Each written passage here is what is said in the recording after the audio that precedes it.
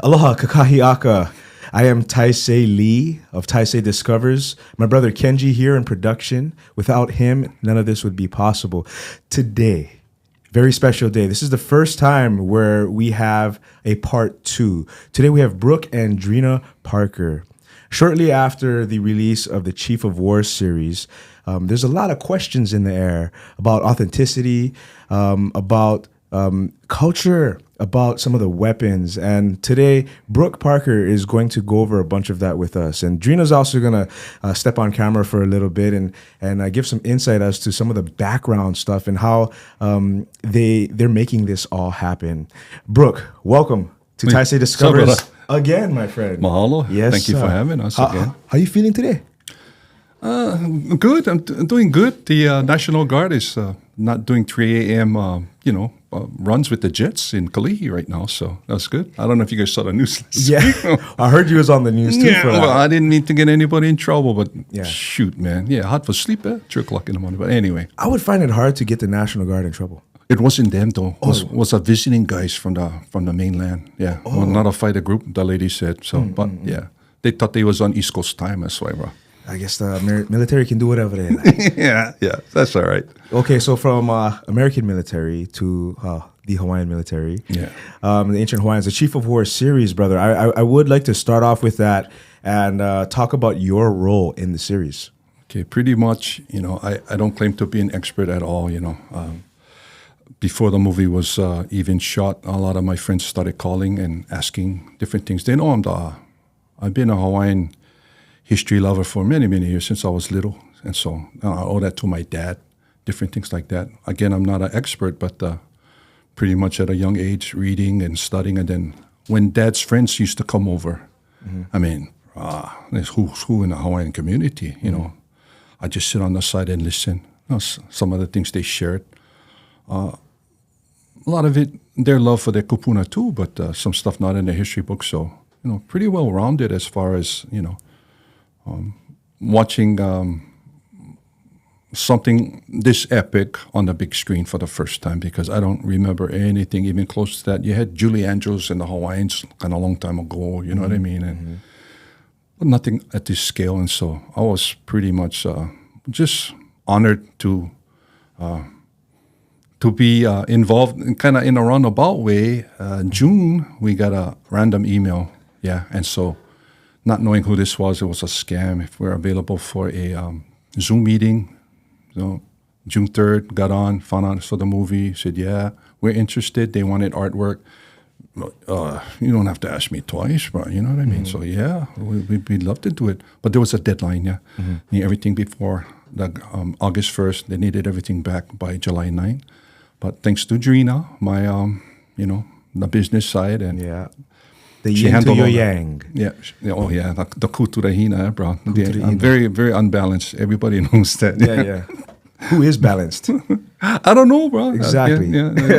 We shake their hand. And, I like to eat what they eat, bro. But but anyway, she handled all of that so I can just concentrate. They wanted sketches. They wanted to, they provided me with different pictures, and that was good. Helps. But eventually, finally got the green light, everything good, contract signed. I had a non-disclosure agreement, and for, very difficult for me because I get so excited. I want to tell everybody, but cannot, right? Yeah.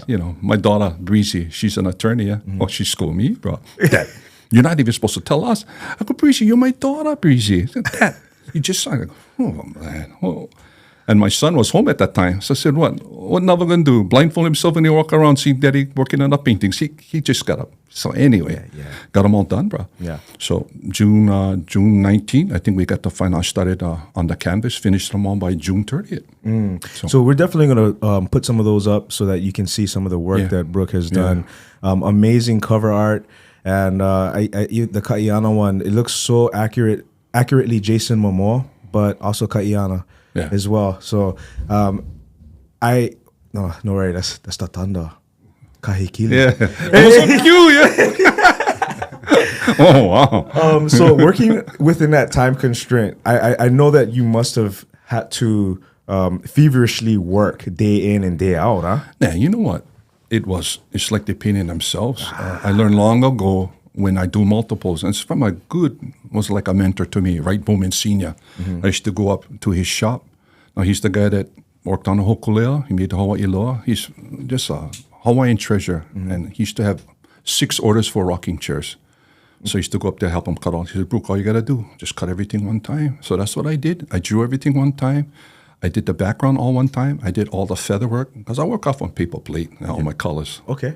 So just do everybody one time. Like they're standing in line. Okay, I'm next. Okay, next. So that's how I got them done. So it just kind of flowed, huh? Yeah, pretty much. I mean, most of your artwork is like that, correct? Yeah, I get help, bro. I get help. They're happy. Sometimes they kind of grumble because, oh, bro, how come you make us wait so long? I go, you know what? I wasn't that good yet. That's why I never do Tūtū Pele yet. Not yet. You know, I was going to ask you about Tūtū Pele. Yeah, I mean, knocking on my door too, but I don't think I'm good enough. You know what I mean? Yeah, I just want to just do it justice, yeah, bro. That's all. And I think when the time is right, exactly, bro. Exactly, it will flow. Yeah, it will. And I can't wait to see that visually and enjoy that with my eyes, because Madam Pele is such a revered figure in ancient Hawaii and even modern, right? Still get stories of her on the roads and whatnot. Pele, the goddess of fire or lava. What else can you tell us about Madam Pele? She also a creator of lands too, right? Yeah, she can destroy, but she also creates too. And she has her moods, like, you know, maybe, you know, other Hawaiian women that I don't like it. It's almost something right over there, you know. You're sleeping on the couch tonight, you know. She's not smiling right now. I gotta be careful what I say, but Pele had her moods too, bro. Yeah, and then when she got upset, and her sister was Hi'iaka. Hi'iaka. Yeah, and she was of the ocean. And then one of them too. Not Solomon Innes is the legend guy. Yeah? I mean he's the. But and then the other one, Poliahu, the snow goddess, and then Kamupua'a too. Yeah, the lava and different things. So they have their all different personalities, and but that's part of where we come from too. Yeah, all those stories are just as important. True. And what I just realized right now is that your artwork is mainly based off of people that actually lived, and not necessarily focused on the gods or the deities of the Hawaiian culture, but they're incorporated, but you're mainly telling the stories of people that actually lived. Yeah, you know, I never kind of really thought about it like that. I remember talking to Solomon one time. He's you know, he likes to do that. And he asked me about that, and I said, you know what, I don't know, bro. I mean, I don't know. I know why. Because you're doing them already, bro. Oh. And yeah, you're good, man. I mean, so maybe somebody got to do some other stuff. I don't know, but I can pretty much paint, you know, cowboys and Indians if I got to, but, you know, I choose to. You could paint Donald Trump if you wanted to, but I don't think that's what you... Anyway. Moving right along, bro. What's this? No, okay, so Chief of War, let's talk about that a little bit. And I think it's important to let the viewers know that the Chief of War is not a documentary. It is fictional. It is a story that is based upon some real events, but not every single event in this series is accurate to actual history. And as a history buff here, I think it's important to kind of talk about maybe some of the characters and maybe the character's character based off of fact and mo'olelo. Okay. Am I correct? So, but first, I would like to just talk, how are you enjoying this series, and what do you think that's doing for the Hawaiian people? It's causing a lot of good conversation. You're always going to have the guys that control murder. You cannot help that, you know. Maybe they had tough childhood. I don't know, but you know, I look at it as a positive, and I don't judge my ancestors. Yeah, I've talked about this before. I just love them. Doesn't mean they live by a different set of rules. You know, just like we do today. And so I learn from the positive as well as the negative. And it's not all ice cream and candy. I know that the genocide, different things like that. I cried the first episode when I'm seeing Hawaiians killing Hawaiians. It's not always easy to see, but it was what it was, and continue to move forward. But I'm enjoying it. Like you said, I know it's not a documentary, but at the same time, I'm not a bandwagon guy too. I've been, you know, this is my love and passion for almost 60 years, brother. And I had good guys around me to help mentor me up to this point because they're all gone now. Yeah. So I can share what they taught me through the art, because then it's not a story anymore. Yeah, these guys, they got a face on them. They had good days and bad days. Yeah, but they still did amazing things. Yeah, that we can look at ourselves in our lives. Yeah, we get bad days too, but if they can do it, we can do it too in our day. And I know they come and help. That's the neat thing. I'm getting the kind of ready because, like I said before, we love and revere our ancestors like a lot of other cultures, the Japanese, the Chinese, all that. But in Hawaii, we do the same thing, and they're not here physically. They never left spiritually. They're all around, happy when we're happy, sad when we're sad, but always there to love and hug and help and push forward. I believe that. I know that. I share too many stories where I cannot deny that. It is. And I'm nobody special. Happened to me, it can happen to you too. So I tell the kids, no matter what, they're always never alone. They're always around. But you're doing monkey stuff. You're on your own. Yeah. They're not going to. You're going to be pilau. You're going to do. No. You're on your own. But you're trying. It's all good. You know, I would have to agree with you. And I mentioned this in one of our last podcasts that there's something divine driving this podcast and this project. If you look at what Kenji and I are doing in our day-to-day lives, you know, I run a restaurant that has 100 employees. I have 2 beautiful children. I like to rest.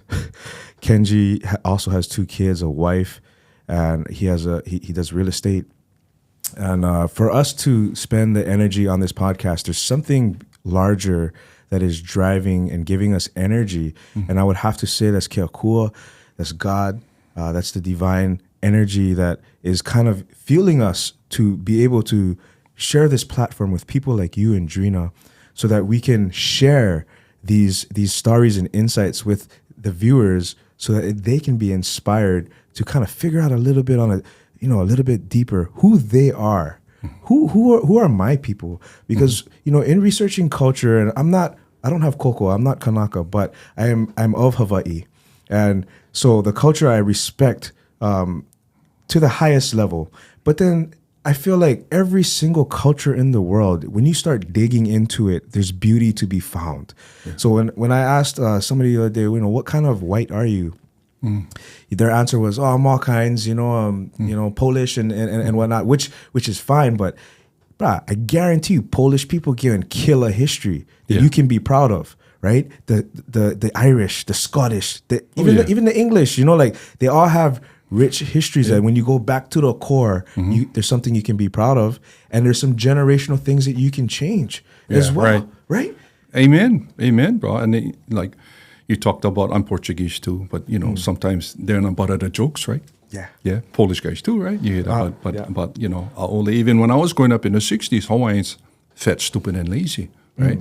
Nah, I don't think so. I came from a house where my dad taught us that, one of the greatest navigators on the planet, if not, and then seeing the different aspects of the culture and different things. Yeah, some of it we leave behind, but some of it, it's amazing what they were to accomplish. And the spiritual gifts too. Yeah, yes. When you talk about Kohuna Nui, wow, that guy, he was, you get grandmas and aunties like that. When they tell you, don't go outside right now, you better listen, because you're not going to listen, go outside. They already saw you getting knocked on the head with a ball or something. They just warned you. How did they know? They get gifts. Same with all different our ancestors. The Kupuna intuition. Pretty much. But these guys, even a cut above the rest, because they were always in tune to receive that kind of help. Yeah. So. Okay. So, in watching The Chief of War, it was a reminder to me that Hawaiians have been fighting each other for hundreds and hundreds of years, if not thousands. It was hard to see, like you said, made you cry seeing Hawaiians killing Hawaiians. What I want to address is the division amongst Hawaiians today. I've been thinking about how you hear lahui, you hear, everybody wanting to come together, ho'oponopono, let's make things right. But I've seen the most division amongst this ethnic group that I've ever had recently on social media. Yeah. What do you think is the way to bring everyone together, or is that just not part of the ethnic group's culture? No, Will we forever think be at war? Brother. That's a great question. You know, when you look at it, and I'm thinking about it, you're gonna have to come to the table, and everybody, as you do that, you leave your ego out in the parking lot. Okay, leave it out in the parking lot. You want to have a healthy conversation. Yeah, we're not gonna agree on everything, but at the end of the day, we need to move forward and need to have this some sort of unity. I mean, if that's even possible, because you're always going to get this guy's point of view, this, no, tell me what to do. You get your alphas, get your... So that's always going to be there. That's inherent. But at the same time, I think you can still reach good dialogue and agree to disagree on certain points. You might not be able to come to a consensus totally that everybody's happy, but you compromise and you move forward for the good of the lahui, right? Yeah, I think that's humanity, though, you know, and I think agree to disagree, but also to be respectful in disagreement. Exactly. That's rare. Yeah, exactly. People stand their ground. No, you stupid. And I also feel like Hawaiians are also the most critical of other Hawaiians. He's not Hawaiian enough. He does not olelo. Or he's not Hawaiian enough. He pronounced it wrong. That's not the true definition. Why do you wear that like that, right? Like I see that the most among Hawaiians, and I'm over here as an outsider in terms of blood. And you picked that up by just kind of being a bystander. Absolutely. Yeah. But I'm over here thinking, how can we bring light to this and also help to move things in a direction where there's more unity? Because I feel that when Hawaiians are fighting Hawaiians, who's watching them going, yes, they're distracted. Right? Oh, yeah. You don't have to. Yeah. Oh, exactly. I know exactly what I feel they want. Yeah. Because if everyone were to hui together and be like, look, brother, we got to ascend from this this mentality that is literally holding us back. Right. So that we can take our culture into the future. No, good point, Taisei. Good point. Yeah, exactly. You're exactly right. How do we come to that consensus now, right? You gotta, like I said, you leave your ego, leave your pride, leave your vanity out, because why are you doing this? Is it you have a side agenda, or is it for the goodness of the kupuna of our ancestors and how they did, like the grandma you really love, forgiving, being able to move forward. Yeah, I mean, all of that, you try to incorporate that, but I don't know what to tell you, bro, because even with me, sometimes I'm not olelo guy. I tried, but it just never stick. But he doesn't speak, but so I just share in all humility. But when they come visit me in my dreams, I talk about Planet of the Apes, the bobblehead guys in the rocks. They just look at you. You know exactly what they're saying. That's what so even in my dreams, they don't hold it against me. I don't speak. We don't have to. I know what they're thinking, and they know what I'm thinking. So it's like that. They make up the difference. They want the message told, comes out in the art, and that's all it is. And language is literally one of many forms of communication. Yeah, exactly. Right? And I'm sure that the way that you're communicating, it doesn't. You don't have to understand all the exact Hawaiian words to receive the information that you get in order to create the art that you create. Yeah, right. Exactly. I also think that it has a lot to do with identity. And what is your identity? And there's also some confusion as to who are we, right? And I think that when you said that the Chief of War series is bringing up the conversation, important conversation. Who are we? Is this who I am? Right? Is this where my lineage comes from? And okay, now I think it's time to research who I am, right? So I can stand in who I am, right, and make those behind me proud of how I operate now in modern times, because it's not ancient times anymore. It's now, right? Exactly. But we can learn from them. Yes. It's like they're speaking from the past. Don't make the same mistakes we did. Yeah. This is what happened. Yeah. You don't have to repeat that. Continue to move forward. Yes, and make new mistakes. Yeah, because we're gonna still make them. Yes. It's part of being human. Yeah, right? Exactly.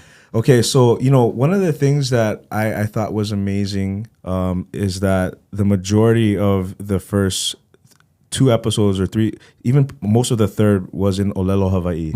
And when I was watching some of the interviews with Jason, he was saying that on the set he wanted everyone to speak even off camera. Oh, cool. To kind of just engulf the energy in the Olelo spirit or Hawaii spirit.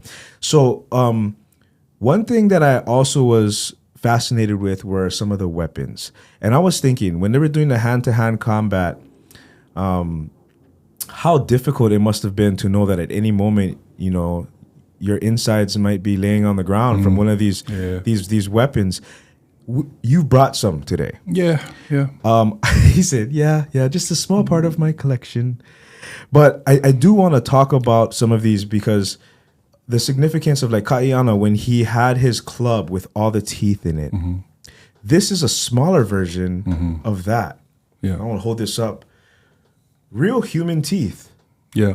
Correct. Drena doesn't like that one. Yeah, but you know, I got it from the dentist friend. You know what I mean? Hey. He's gonna throw them away anyway, bro. You know what I mean? Yeah. It's not to degrade anybody or wish them bad, but would have been in a rubbish can. So.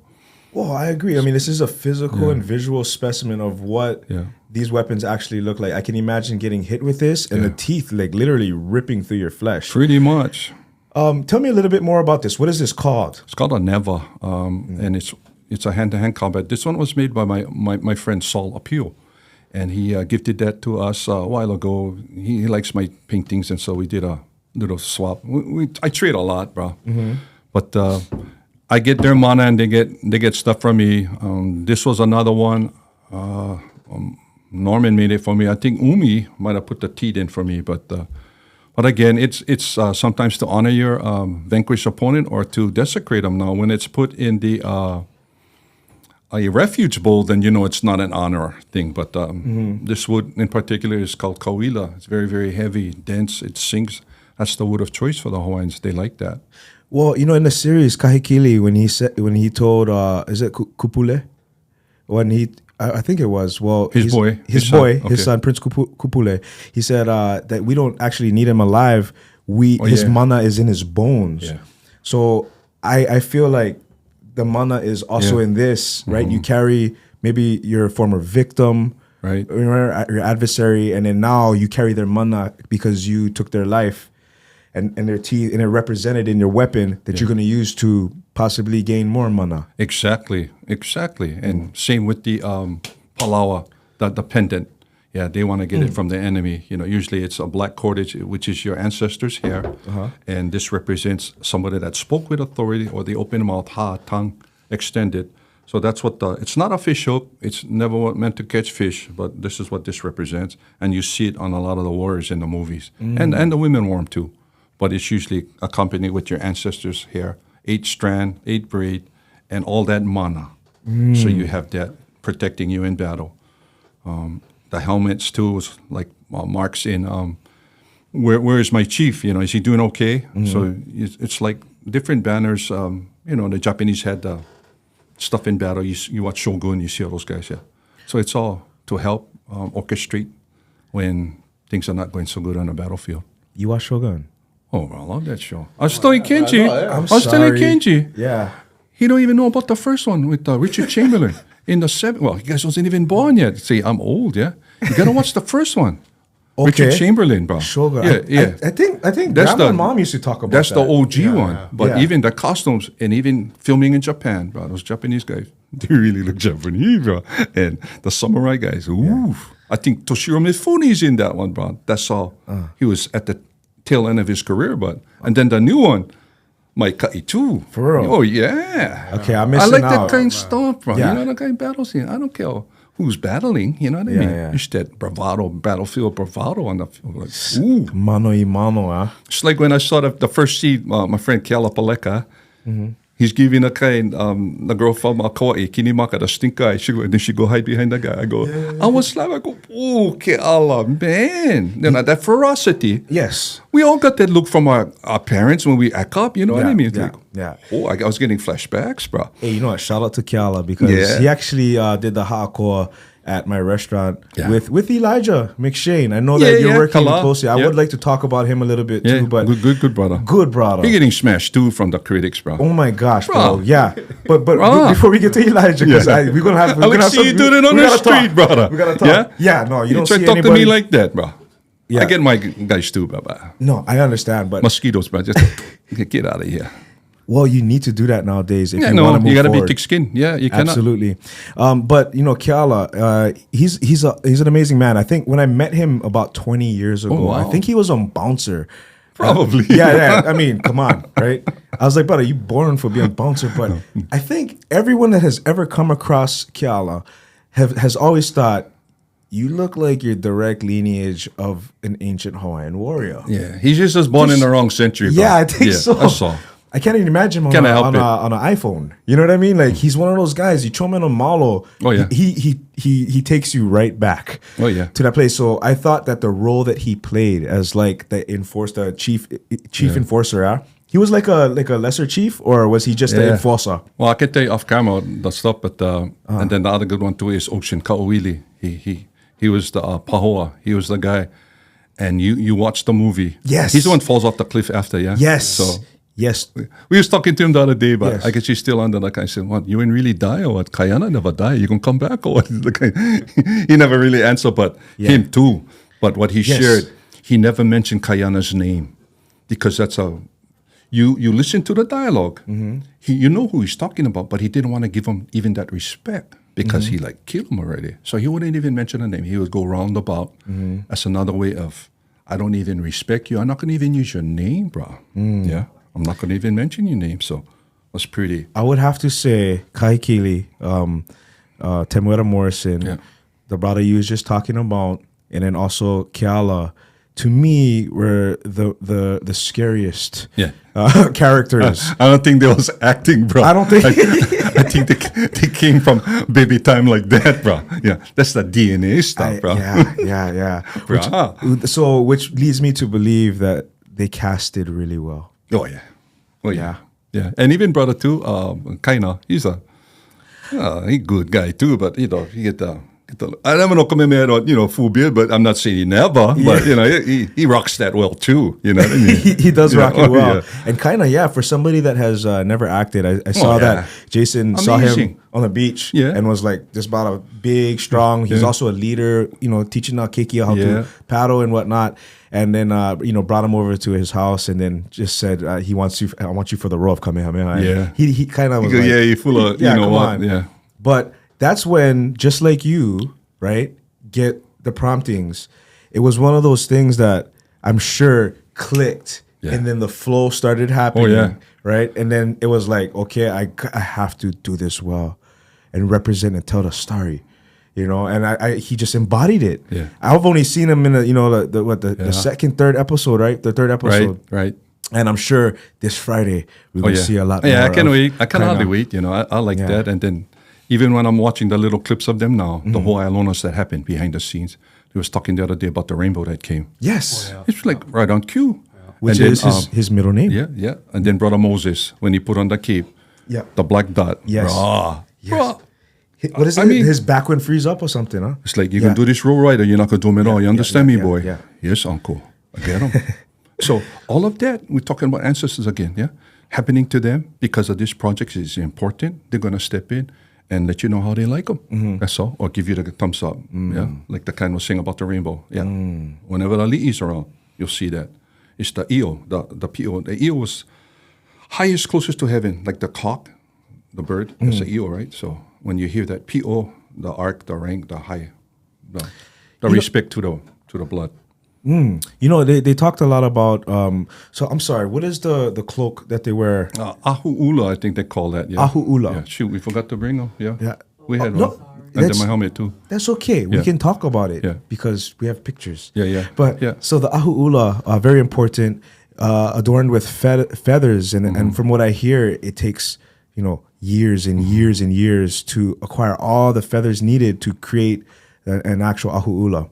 And then a lot of times I've seen red and yellow and then maybe some black feathers. Can you tell me a little bit about what you know about ahu'ula? Well, there was also green, o'u bird. There's I think in museum, Swiss museum, they have a green and yellow and red, but those basic colors and of course black. Now more, like guys, our Maori cousins, they don't have access to those kind of birds, right? So you see a lot of their feather cloaks is seabird stuff, right? Or the kiwi bird is extinct now, but they have the brown. But Hawaii, we could use different times. We had chicken, so you see some of the lower ranking guys was half fowl, and then a little bit with the mamo and oiwi and the different things like that. But I was taught that it's just a certain group of artisans that did this work. Only the men could touch the feathers, and I'm working on a big painting now of Kalani Kaulele Iwi, and was kind of waffling between putting an ahu on her or not. But then, again, Kupuna step in. Brother Brook, look at this article that Antikavena Pukui wrote back in the 30s. So Kaiva Kilamoku on their website had it, and I posted it. So much guys went jumping. Beautiful. Eyewitness accounts of when she was growing up, where to get the birds, and just the protocol.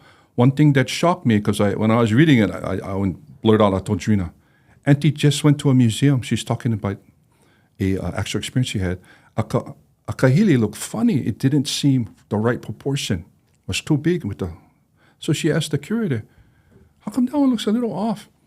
Curator says the former director had the pole cut because it didn't fit in one of his display cases. A few months later, he had an ailment to his leg that required him to remove his leg. So, I heard that. I went, is that a coincidence? I don't think so. Wow. Yeah, So you get all of that kind of stuff. You get a lot of guys now making, I know. Had one guy, when I saw you, by the way, your grinds that night, I wish I had one big Ziploc, I just was so ono, man. Brother, let me know, because I gave him big bag Kalua pig. Drena had, she made up her own Ziplocs, but so we took some stuff home. Oh, yeah? Yes, Drena. So ono. And you cannot go to a paina without Ziplocs. But I never go around the whole gamut, because so much guys was talking to me. But I was at the event. I had one Holly guy running to me. Hey, bro, this is my keep. I made that keep. What? Like Braveheart, like running like that. So I'm stepping back. I go, who the heck is this guy? I made that keep. Was wearing? Yeah. I go, I don't know you, bro. Oh, no, I just made the collar. He's a friend now. His name is Tom Breeze. I should, my good friends, Alika Tishe, Ali Inui, Alika Tishe, and Sir Renson made my cape. Yeah, they Kona guys. Oh, yeah, I know them. I go, okay.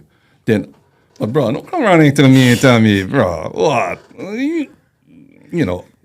He was. I don't know your intentions, he was bro, proud, I think. But I'm ready. Yeah. Yeah. Well, that's what this is for. Huh? No. Yeah, the HPD, they were screening everybody. You couldn't bring that in, bro. Oh, absolutely, bro. That was an amazing event. I'm glad I got to see you. And you too, man. Always good to see you, bro. Yeah, good energy. Get to work out that night, but it was awesome. Hey, tell me about the opening scene, the episode 1, where Kaiana's on the canoe and the mano comes. What's your take on that? Because we talked about the niuhi and. You know what I mean? And different aspects. And then you see Uncle Herb's Kane painting when they were the drum guys running low on covers for the drums, or the weapons guys. Brother, we put in our order. It's like 3 weeks already. Where's our shark teeth? So sometimes they went to harvest because they needed to get that stuff. Okay, so that's one way of acquiring. Now with Jason's, how he made them was like his amakua and different things like that. They chum the water with ava to make that fish kind of drunk, so you get better chance, right? But I was taught, like, when you're a lua guy, you're ready for your ailolo ceremony or your graduation, they're going to keep you up all night. So you're a little bit, then you cannot go sleep. You're not going to have a good night's rest before your graduation ceremony. Early in the morning, they take you usually off ka'u because they get the biggest tiger sharks over there. They chum the water. And even had a debate on this, bro. Oh, wasn't a human being. It was only rotten pigs. I told a guy, bro, you think the pig is choosy what he has for breakfast? The shark is choosy for what he's going to eat for breakfast. He's just hungry, bro, and mad.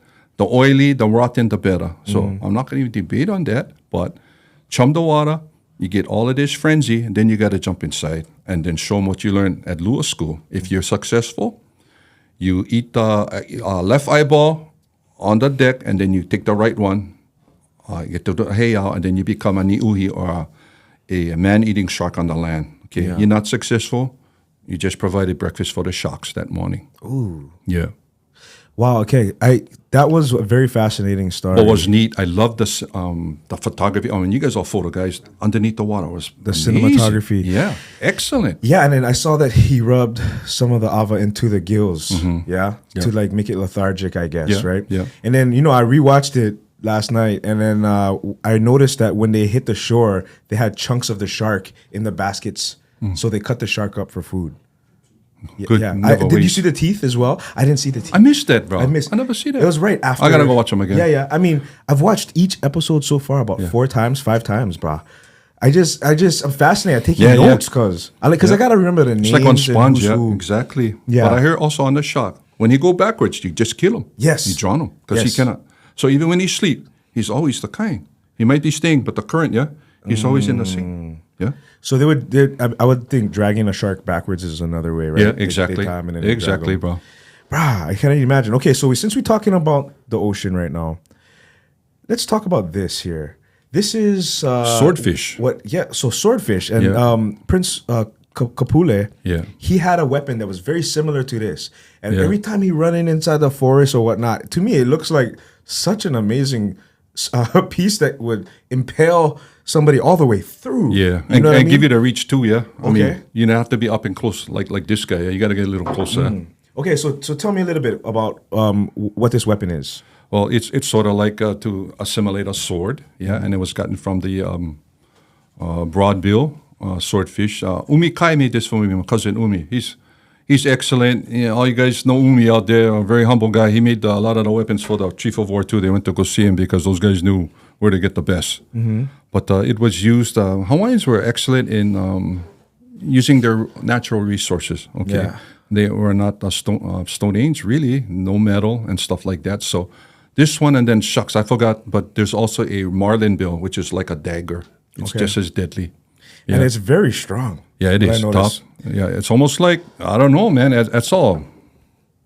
It will be cartilage, but it's solid. And then it'll do damage. And a guy that knows how to use it, of course. And then you can block too, right? Okay. Yeah. Nice. Okay, so let's move on to this. What is the name of this weapon here? Umi calls it something for your hand, but it's sort of like for lesser terms, it's tiger shark teeth, but very inside work, going for your juggler, different things like that. So like you saw on Jason, they had the big club, but this will make you bleed too, bro. The other one maybe gonna hurt a little bit more, but you're gonna still die if it gets you in your juggler or your main arteries. You're gonna go. Yeah. I mean, you can move faster with this thing. Exactly. So it's not as cumbersome. So I was talking to Kenji outside. I said, like the big club Kahekili get. Yeah. If you miss, if you're a good guy, then the momentum will take him like that. Then you're all open now. Yeah. Yeah. So gotta, pick your poison, I guess. But at the same time, I know it's made for the big screen. Yeah. Yeah. So I'm not but it's pretty neat. Is made for the big screen, but these are actual weapons that they used, right? Yeah.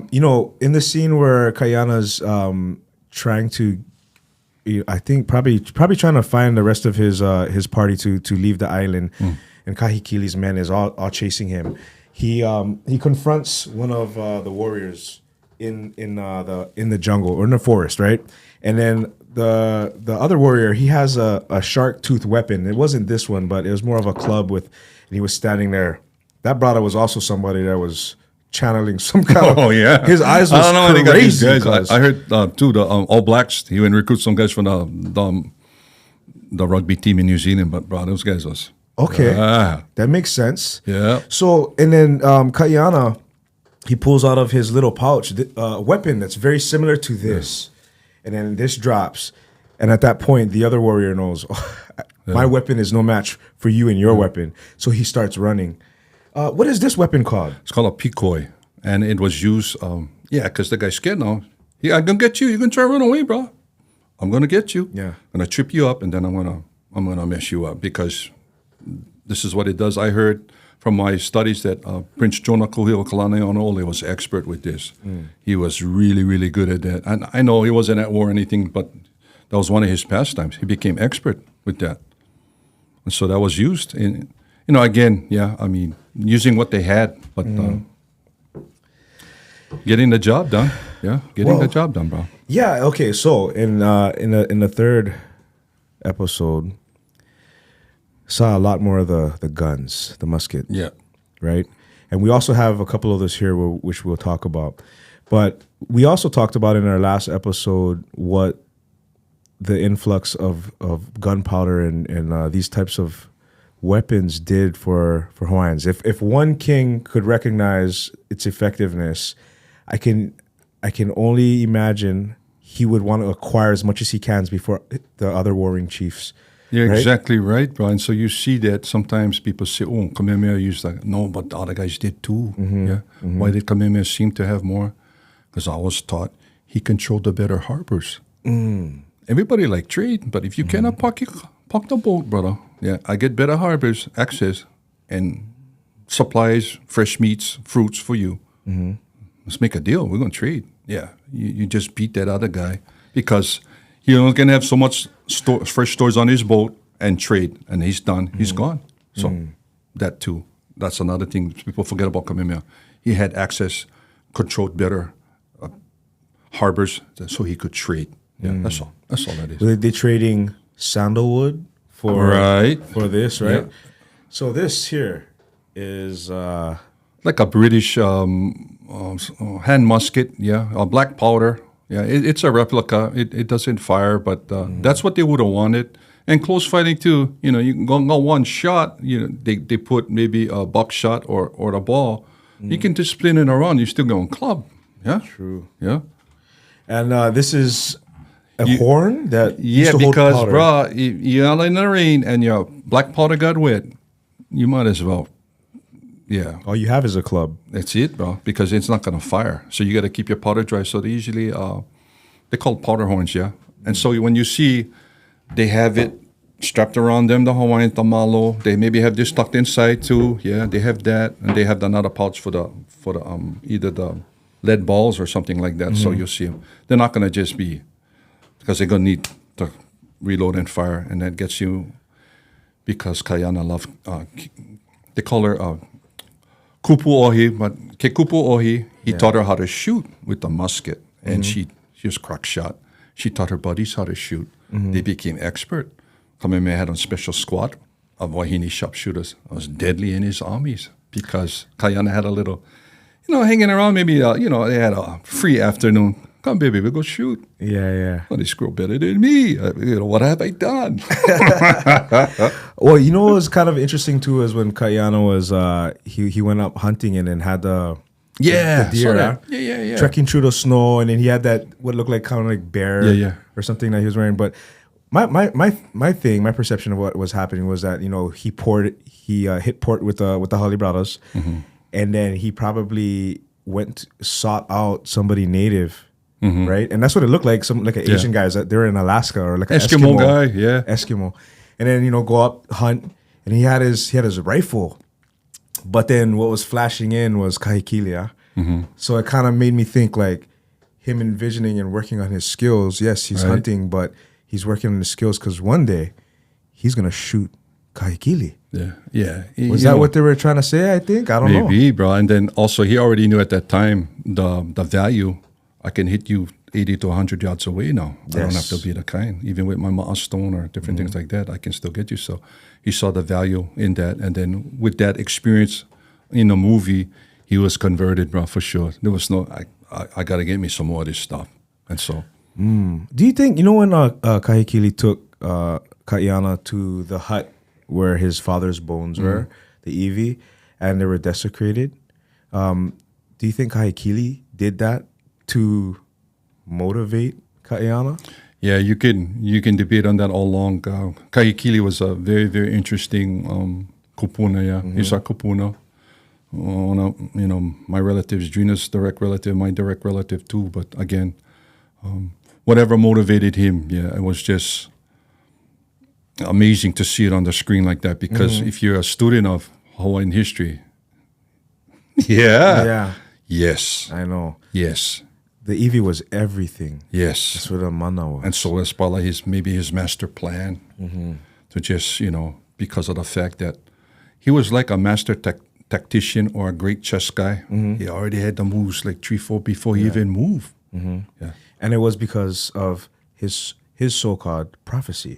Yeah. Was it his prophecy or was it something human and internal? Well, they touched about that too, right, bro? So if you're like Hawaiian history guys, they know about the prophecy, a slayer of chief was going to be born and all of that. So, using that, they touched on it in the movie a little bit, but I'm talking about Kamemea. Yeah, Yes. That's what they're talking about. And then even with Kahumano, when she went out to that wahine kahuna, they're afraid of you. You're going to change the world. And she did. Yeah. Well, she did. I cannot wait for the next episode. I'm just enjoying it as as entertainment. Yeah. Keeping in mind that it is a fictional story. Yeah. Can you tell me about these spears here? I know the one in the middle you said is Maori. Yeah, it's a Maori taha, so it's unfinished. Anybody out there, you wanna finish that, Brother Brook? We'll do some deals, bro. but I brought it because the Hawaiians had a similar weapon to it. It's called a auamo, which is a short fighting staff, like something that Little John would have in Robin Hood. Okay, so you can imagine the same way like the Maori warriors used their taiaha. Yeah, deadly. This one is made out of kauila. Good buddy of mine, Mr. Norman, made it for me. All you weapon guys out there, you know of Norman. He's not a Kanaka Maoli, but I don't hold that against him. He makes beautiful neakawa. He spends hours at the museum. He told me he's Buddhist. So he said that he believes before he became Japanese, he was on Hawaiian in the old days and he used to make weapons. I saw him for make them good today. I said, right on, bro. I believe you. Interesting. Yeah. Reincarnation, man. That's an amazing subject that we like to touch on here as well. That's my buddy Norman, so. So, when I'm looking at this wood, it is a very substantial piece of wood. You can tell it is dense. It has a lot of weight to it. It seems like if you threw this, it would go right through you. It seems, There's also barbs on here, which would lead me to believe if you got stabbed and somebody ripped it out, it'd rip a lot of your flesh and insides out. That's why they made them like that. Exactly. And you thrust like that, you try to that kind, you're going to, Yeah. And going in and going out too, bro. Big hole. Yeah, exactly. Wow, this is killer. I would be on Farmer, by the way, one artist. Yeah. Or even in Japan too, right? The Okinawa guys, they took away the weapons.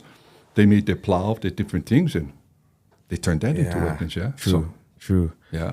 The o'o turns into the... Yes, sir. Yes, sir. And then this one here is it's a thinner piece of wood, not as heavy, but... It's olopua, which is hard to get. They use that too, but mostly in quick throwing strikes, yeah. They had the longer ones too. They call pololus, where they act like, like Braveheart when the horses was charging. You put them up that to break the ranks, yeah. That's all it was. They had some when they came on shore, they tossed it like that. So, they said they had an account like that. But basically, you have your long ones to break rank, and then the short ones just so you can step back, like they showed on the movie with the girls with the ma'a stone and stuff like that. That was cool. That's deadly too, bro. How are you gonna stop that? Yeah. They have the battle mats sometimes, but even that they didn't show it in the show. But the Lauhala stuff they made as battle mats, but. What's good, man? I liked it. I eat that stuff breakfast, lunch, and dinner. You know that. Sir. I just get them playing on the background all the time. Yeah. So okay, I wanna get into some of your other pieces of art. Okay. The stuff that's gonna live on forever, and I think for each one of these pieces, maybe in about less than a minute, if you could explain to me what this piece was about and what inspired it. Okay. So first one is Kia'i Po Night Patrol. Yeah, Brother Brook was having a bad day, so I want to release some of this negativity, and so I paint. So I was fascinated with the light and dark, yeah, like a campfire or just stuff. But you look in that painting, I mean, they're not in a good mood, so that helped alleviate. People used to tell me, bro, you got to do more stuff that's uplifting, and I said it was for me, man. It helped me release it. Yeah. So I put it on canvas, get it out, cut, and then, okay, good. And, people can relate, bro. I mean, shoot, you like paint fishes and flowers, go ahead, but it just helps me, you know what I mean? You paint what you like, I paint what I like. So what is Kia'i Po? Kia'i is a guy that kind of went around that, he kept the peace, and Po means night, so night patrol. Okay. That's what it is. Awesome. Okay, so then there's also the canoe battle. I really like that. There's a lot of action in that scene. Yeah. What's that all about? That was, Uncle Herb kind of did a famous one, yeah? So when we were approached by some good friends, USS Dananoy was going to be commissioned, and they wanted something for the ward room. So they asked for a painting sea battle, and so came up with that using Uncle Herb's. But I added extra guys on the deck. So that's what that one was done for. Some of my classmates from Castle. She's a congresswoman now. Jill Takuda. Oh, Jill Takuda. Yeah, Jill Tokuda. She's a lot younger than me, but her other one was her other friend was aide to Danny Noy, and they saw my stuff, and we were able to go to the christening. That was pretty neat, and then I got to actually go on the Danny Noy. You think it's huge from the outside, but like one 6'5" guy, like I'm back in a submarine or something. Yeah. Gotta watch your head, but amazing. So the pictures you saw, that's us on a ship with the first mate. The Wahine was she's the captain, but I didn't meet her. But the one you see me in the picture, I forget brother's name. He's from the East Coast already. So how does it make you feel to be on like a modern day American warcraft? it's pretty neat. I'm not anti that kind. Like the other day, I was on the news because the jets. My son is in the Air Force. You know what I mean? My dad served in the submarines, Korean War. So I'm one of those Hawaiians. I don't know, bro. You know what I mean? Yeah. And I get uncles and great grand that fought. You know what I mean, bro? You wear the colors. You in the kind. You going, and there's still DNA, bro. Yeah, let's go back a couple of hundred years. They're just using different stuff now. True. They're still going to fight, bro, because they love their kids. They love us. That's why they're going. Yeah. So anyway. Okay. The Wahine Ko. This is probably one of my favorites. I just do too much guys all the time. So, like when I did the rivalry series, the way, what about us, man? What about us? I said, yeah, your turn. So I wanted to honor Kikupuohi and her gang, her squad of Wahine sharpshooters. Yeah, Wahine sharpshooters. Yeah. I guess they get the patience I brought her. That's why, and minimum of patience. Yeah, sometimes they just, but yeah.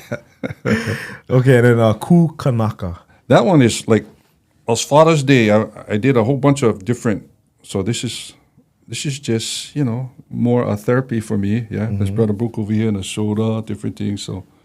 Is that a Maori tattoo? Yeah, these are Maori cousins, yeah. Because those guys too, so another one, like Jake the Moss, bro, Yeah. Bro. Jake the Moss. Yes, so all of that, that's our cousins. I'm not surprised, yeah. And DNA stuff again, bro. Okay, and then the Ka'au Kanaka. Ka'u Kanaka. Oh, sorry. Ka'u Kanaka. That's Ka'u. Kalani Pu'u. He has his two twins, yeah. Kewa Kuahula, Kewa Pe'eale. Kewa Kuahula's in the movie. I hope they cover that because they had that was his special, like his Navy SEALs, his Green Berets. They were tremendous in battle. They likened them, monikered themselves to a loko'ia or a fish pond that protected Ka'u, like the makaha, the gate. You ain't gonna get in. And led by two of the generals, just ferocious in battle. People in Ka'u, they love their Ka'u guys, yeah. And Ka'u too, again, they didn't go Puna unless they were threatened. Okay, they're happy where they are, but when the guys come, not invited, you better bring your lunch, you better bring your dinner, bro. You just poke the cage. You're going to get the horn. You're going to get the horn, bro. We never started it, but we sure going to finish it. Okay. Yeah, you get guys like that too, right? Yes. Yes, sir. Okay, so is it Malea Ala? That was Maka'ala. Oh, Maka'ala. Okay. So you get the Maka'ala. guys, everybody think, they're sleeping now, so we can go sneak in time. But you're going to get your guys watching. Yeah? You don't know they're up there, but they're not going to leave you guys unexposed, or they're going to go in to see if they're sleeping. Yeah, so you get you guys, you can see better when you're up high, right? Yeah. So that's all that was. Plus, again, nighttime, I want to try paint different, yeah. So I see that. That's this yeah, one. that's him, man. Yeah. Yeah, that's him. So Oh, you always got to wonder who's in the darkness. exactly. You get your eyes in the sky, so to speak. None of it have drones, but you guys can climb trees, huh? Okay. And then the last one is the Pohaku Naha. That's Kamehameha lifting a Naha stone. Yeah, I mean, incredible when you actually see the stone in front of the Hilo Library. You know, many of us, I seen that thing. including myself, go over there and, you know, try not to get a hernia. But you think about what he accomplished, yeah? I mean, there was a lot of eyewitnesses. Some guys said, oh, that's Paul Bunyan. That's Paul Bunyan stuff. It's not. I don't believe so. It's like the Hawaiian version of like the Excalibur stone, yeah? Yes, sir. Not just anybody can do it. Exactly. Right? The right one. And he wasn't supposed to do it. It was supposed to be the other guy in the painting, yeah? Keawe Mauhili's son, Keawe o Kahikona. And I go even further than that with the kids. Where did that stone come from? Was it like did it always just be up the mountains in Hilo? It came from Kauai, from the Wailua River Valley by Holoholoku, which is that other sacred birthing spot. How did they get the stone from Kauai all the way to Hilo? And who's the sorry guys that had to take it from Hilo Harbor all the way up the mountain to the Heiau? It's amazing. Kids are like, did they have an aircraft carrier? No. How come the canoe never sink going in the channel? How big that stone is? Must have been on a big canoe. Or maybe they had flying saucers. No, uncle, no more. Amazing. This is another thing. When I see stuff like that, the Kupuna, bro, wow. Amazing stuff they accomplished. Stone Age people. Amazing.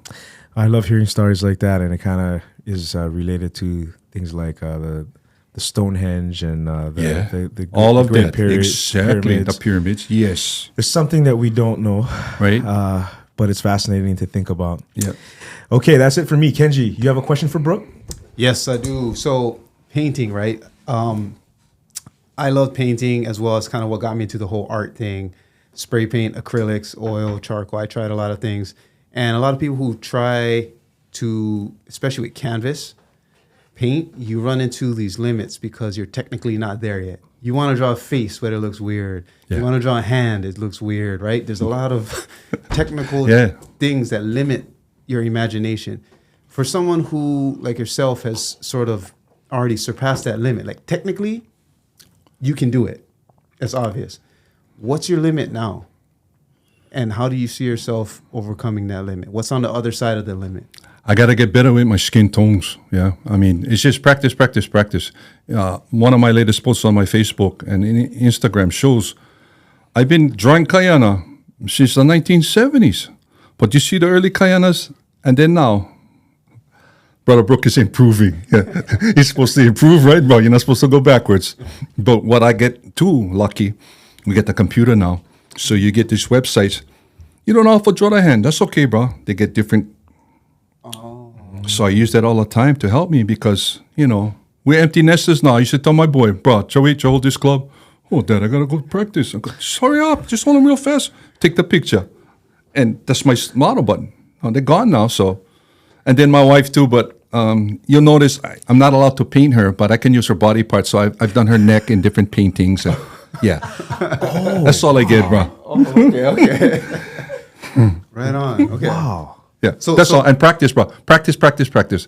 That's all. You gotta keep on going, man. And then YouTube, I look, how the guy did that? Watch books. That's how I learn. That's and always trying to make the next painting better than the previous one. Guys they use the moniker master. I'm a master at taking a nap at 2:00 every day, bro. That's about it.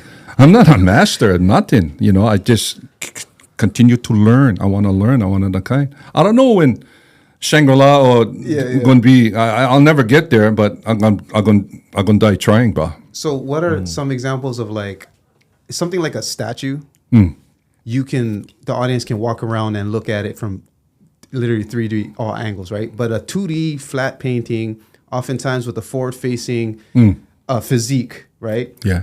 Are you ever interested in like changing the perspective or using a different medium? Plenty times, exactly, because normal models now, yeah? Yeah. So they're walking on the beach. I just did 3 of Kuleana and his brothers, yeah, walking on the beach.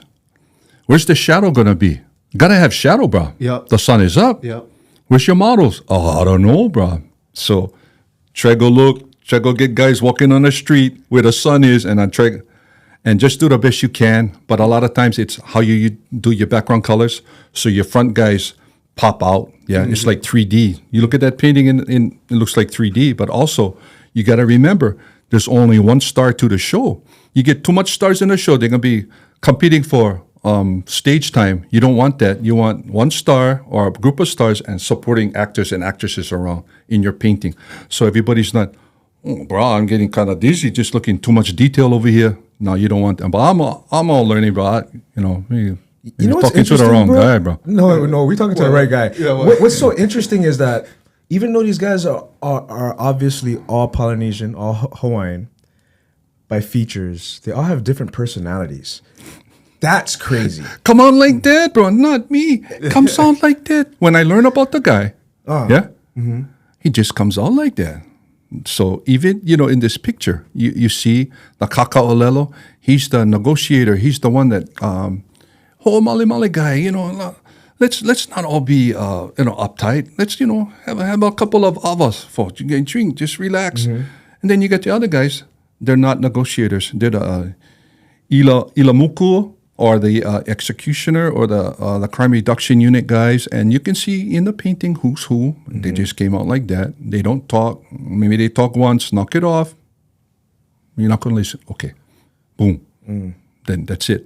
But all different personalities. When I was doing the kahuna, this is the awesome Kakuhihewa and his sons at Kualoa picking up whale teeth. That's what making a stop before they go to Kailua. And this is the Mokuluas over there, and they had that big compound in Kailua called Pamoa. He made a university of learning, and that's why he was so loved. You could come from Kauai, Maui, Big Island. You had one guys that really talented youth and stuff. They'll teach them astrology, different farming techniques, war strategies. That's why Kakuhihewa was so loved. Yeah, and his kahuna nui, I painted his face 5 times because he wasn't happy. Just something about the painting until finally, I think it was the eyes. I got the eyes. And so they was happy. And this was one painting when I was doing it. How come you make us wait so long, bro? You've been painting now since 2009. Only now you painting us. I said, because I wasn't good enough yet. I'm still not that kind, but you guys came out okay. I think. I like it. Amazing. And then even learning about the guys in the painting, like when the dad died and the older brother took over, Kane Kapu, and then the little brother, this guy, okay? That's Kaihi Kapu, Kakuhihewa, son of Kakuhihewa. So you got the Maui chief, Kauhiakama, he's getting old. Sometimes these guys, when they get old, they get they do stuff out of character, okay? I don't know, bipolar or what, I don't know. He wants the ivory, just like Kahekili wanted the ivory, right? That's like the whale ivory. So he tells his kahuna, bro, I'm going to Oahu, I'm going to smash them. That's going to be our island now. Kahuna said, boss, those guys, they're too strong. I'm the boss. You don't talk to me like that, bro. I'm going to do what I like. So he comes to Oahu, lands at Waikiki, annihilated by Kaihi Kapu, Kakuhihewa and his forces. Brother was having a bad day that day. It didn't stop at that. He cut off Kauhiakama's head, defecated and urinated in it. When the rest of the Maui guys heard, they wanted to come too. Cannot. Same thing going to happen, Kahuna said. Same thing going to happen to you. When we're strong enough, we're going to settle this whole score. We're going to pay them back. Who does it? Almost 200 years later, Kahekili does. He comes back. That's all part of that holding a grudge, yeah? So in between that time, Kakuhihewa's grandson, one of his grandsons, Kuleana, the famous world traveler, he's paranoid that the Maui guys going to desecrate, make fish hooks. He don't want that. He don't want desecrate. He wasn't worried about it, bro. He had the big fruno, right? So he tells his kahuna, when I die, you better hide me good, bro. I don't want those guys. Don't worry, I got you. Kuleana dies. They have his big fruno in Kailua by Kalapawai market around there. That's where the thing was. All the Maui guys, they come from all over because he was so well-beloved, Kuleana was. The Maui guys sit right next to the Oahu, kahuna nui. Bruh, you ain't hide them good or what? We're going to find them, bruh. Remember what you guys did to the guy. Finally, the kahuna, no can eat anymore. Bruh, you guys, I can't even enjoy my meal. Can fun it. You know what I mean? I got an announcement to make. He gets up. there's over 100 people eating, yeah? He said, I've hid my ali'i in 100 living tombs. So they count 100 guys eating poi, the big poi. He even grind up the bones, he put them in the poi. You desecrate my ali'i, desecrate yourself. How's that, bro? The Maui guys. Genius. Bravo, bro, bravo. That's the kind of kids you know. That's so smart. That's the kind of stuff. Wow. Bruh, how's that? That's pretty nuts. That's Yes, pretty. sir. That's pretty genius. Yes, sir. In my opinion. Yeah, but Well- stuff like that, yeah, that's the stories. Plenty more, bro. Yeah. Plenty more. So I paint them. No, thank you, Brooke. Real quick before we move on to Drena, we want to hear how she's been supporting you through this, because you couldn't do it all yourself. I know that. One last thing, Elijah McShane. Who is he to you? Okay, we call him Kala, brother Kala. okay, Yeah, brother okay. Kala. Brother Kala. I didn't really know of him until kind of, how long we know brother now? Kind of a long time, yeah. Just kind of popped up. He's a social media guy. He's Yeah. helping Uncle Brook, the dinosaur, Yeah. get up and running. Good. So I found out, I always talk to, where you from, bro? You tell me, what's your mother's last name? Abby. I go, related to the Abby's right on the Kaida. Yeah. I said, your grandfather was my coach 5th grade. Kaneohe Spartans, bro. 2 uncles, Clark and Alex, was my teammates. Yeah, that's my uncles.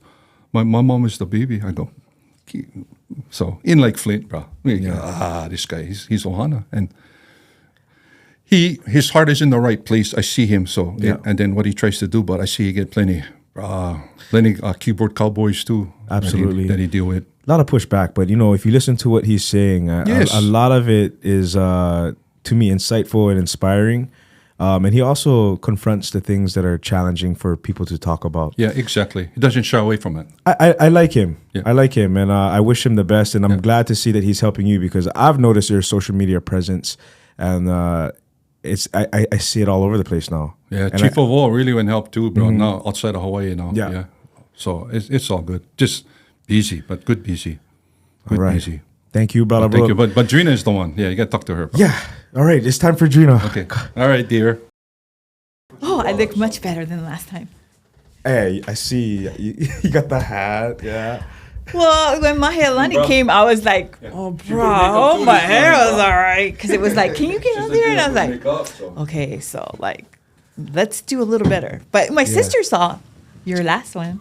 Oh, your sister saw the last one? Yeah, it's the one we did. And she was like, hey, you can talk. Huh? I was like, rude. No, yeah. So I thought you could get. I think it's important because of what you are to this project. And I was watching the last one, and I talked about how your purpose kind of evolves depending on the season of your life, right? Yeah, definitely. And I think when I was saying yin to the yang, I wanted to talk a little bit more about how you supported Brooke through this project with Apple. Oh, basically, like Brooke said, we got an email, but it only said LA something. Like, can you do a Zoom meeting? We know Brooke's artwork. We really love it. We see it. Can we do a Zoom? And me, of course, I'm like, is this a scam or what? I was very skeptical, and I'm like, oh, okay. So I answer back. So just to let everybody know, when you think you're talking to Brooke on the website, he's getting better about the Instagram. It's really me. Yeah. And so just like one of the guys that's in the movie, his name is Andy. Which one was he? Was the Oahu chief in the second one? In the second episode. His wife gets poisoned, bro. His wife gets Ha'a gets poisoned, Yeah. yeah. So Ha'a gets poisoned, yeah. we met Andy through Instagram because I didn't realize that we got messages. And so he was so excited to talk to Brooke, but really he was talking to me. And then he was asking questions, and I was like, okay, by the way, this is Drena, not Brooke. I just didn't want to bum you out, okay? And he was like, oh, it's okay, Auntie. And I was like, sorry, I just didn't want you to be sad it wasn't him, but I can't answer your questions, so I'll get Uncle to answer it from now on. So people don't realize sometimes on the website and different things, it's actually me taking care of all that part for him. But as far as like for the movie, yes, I got all the emails, and we had to kind of do some figuring out because all this time it's just been Brooke, and we've been a sole proprietor. And it's very easy to run a business like that because he's the only one doing everything, creating. So we figured it out. But for Apple, there was a lot more things that hoops I had to jump through to make sure that we were compliant with what they needed and moving our business forward. Because eventually for our business, not only the storytelling with Brook and the artwork, it's also we want to make it generational because my daughter is also, she's just kind of a dormant artist right now, but she has it in her. Really? And so eventually when we're no longer around, the art can still live and perpetuate. And that's the thing is we're getting our business ready to perpetuate for the generations to come, not only for our children, but our grandchildren, our great-grandchildren. So I'm setting all that up so that our children will also, our generations will be able to live off or have access to the art. So that's kind of where we're at. So with Apple, it was jumping through a lot of hoops, but doing all the paperwork for Brook. Because Brook, really, he's in a happy place when he's creating. Yeah. And so, and it's a real happy place. Things come to him. And so if I can make that easier for him where he doesn't have to worry about the paperwork. And a lot of people always tell me, well, we need a Drena. And so I'm like, well, I'm sorry, this is love. Yeah. So I do this for my husband and for our family. Wow. And it definitely shows in your smile as well. I'm sure you're not like that all the time, right? Just like Brook's not this Brook all the time. There's just the human aspect of things. But, it's really warming to see the union that you two have, because I think everyone desires to have a Drena. You know what I mean? A partner that can support you and pick up where you cannot. And I know that for Brook, I can't imagine him having to do paperwork. That would interrupt his flow, right? And there'd be a lot of blockage. Yeah. So very complementary parts you both play. Where do you see the business in 5 years? Well, I was talking to your brother, but we're trying to navigate the social media world and also being able to, my goal is to have my husband with his paintings tell the story through him. And the selfish goal is so that my grandchildren and great-grandchildren can see their papa sharing the stories, because that's what it's supposed to be, not a narrative that somebody else gave it. And that's the selfish part behind it. I want them to see their papa doing it. And so that's kind of where we're at right now, but I'm trying to navigate and figure out how to do that, because like he said, we're kind of getting older. So what is this YouTube thing? How do we do Instagram? How do we do this? And so it's trying to put all the pieces together so that they can, that we can navigate that and help it to perpetuate the artwork and the stories. He's got tons of stories that have either been handed down or that he has studied. So I'm grateful for that. I am not a storyteller, and like you were saying, like you may not have the cocoa, but there's always interest. And so for me, I have the cocoa, but I was not raised here. I was raised in Phoenix, Arizona. So I'm grateful because that is a legacy we've been able to hand down to our children so that they have the stories, right? And giving them a sense of self. And, for us, it'll always be that our children are our treasures.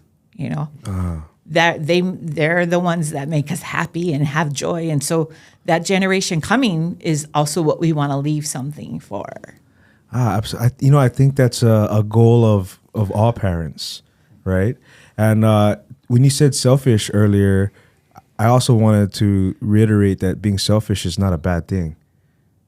We were not raised like that. Well, there's times where, there's certain types of being selfish, certain situations, but what's the context? That type of selfish, there's honor in that. Yeah. So I would say you're doing a great thing.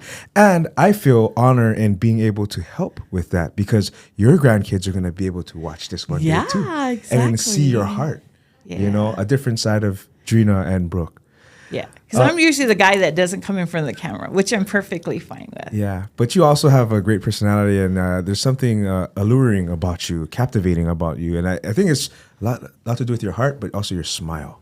So that's what I saw across the dance floor, bro. Yeah? He was like, who the heck is that? He's like, that's mine. Yeah, because my friend wanted to ask her for dance. He was going to wait for the next fast dance. I never let him, bro. Well, slow dance, I never care. I just went. But you're talking about Drena helping me. She's like my Madam Yuso. She helps me. Helps my kind stay open and regular, my thoughts. So thank you, bro. She helps the flow, huh? The movement. You also speak Japanese. 少しだけ。 Oh, Skoshi, just a little bit? ちょびと。 Nah. Kenji, try ask her something in Japanese. チーフ・ウォーについて、ご意見を聞かせてください。どこが好き、どこがちょっと違うなと思いますか？最初の方はちょっと違う。でも彼は、what is he? The historian? What? 文化祭? And so, yeah. でも本当好き. I like. So he asked me who I liked and things like that. I can relate to the warrior, like Kekupuohi. I definitely can relate to her because my line, my genealogy comes from people like that, like the warrior part. Like You should see her playing ping pong, bro. She don't like lose. yeah, very competitive. Very. I don't want to lose, but my genealogy and my family history comes from warrior women. But I can also relate to the prophetess because my tutu was also part of that. Like I come from lines of that. So it's interesting in my life. I've oh sorry, go man. Did you want it in Japanese? No, it's fine. I just wanted a little demo. So with everything that we do, I believe in spirit, and I act upon those things, and I try to keep myself pono so that I feel spirit and I can feel the spirit of people. And I watch our backs doing that way. We've done business with a lot of different people.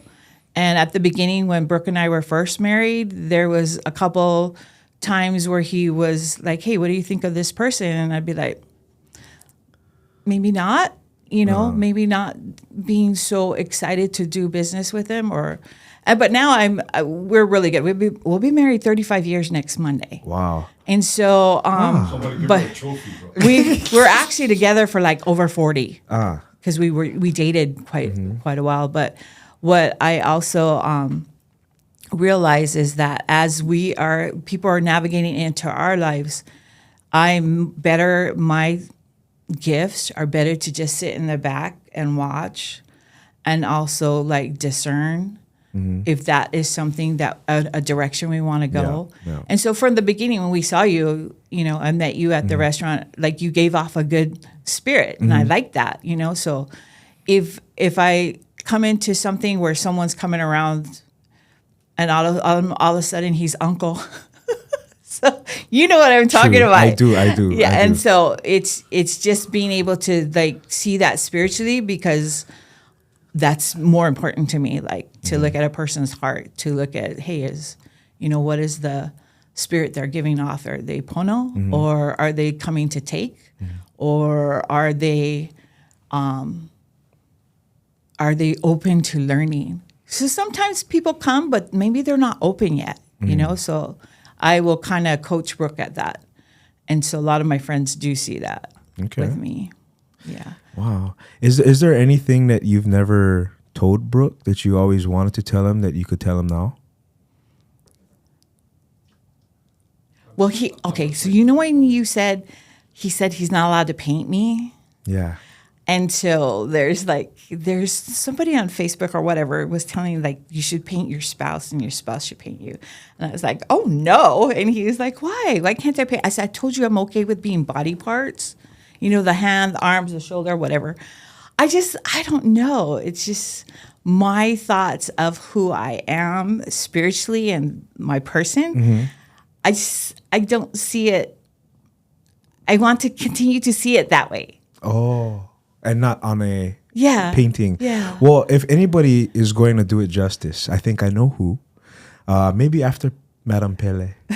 Well, Tūtū Pele's come and asked, but she wants to be portrayed.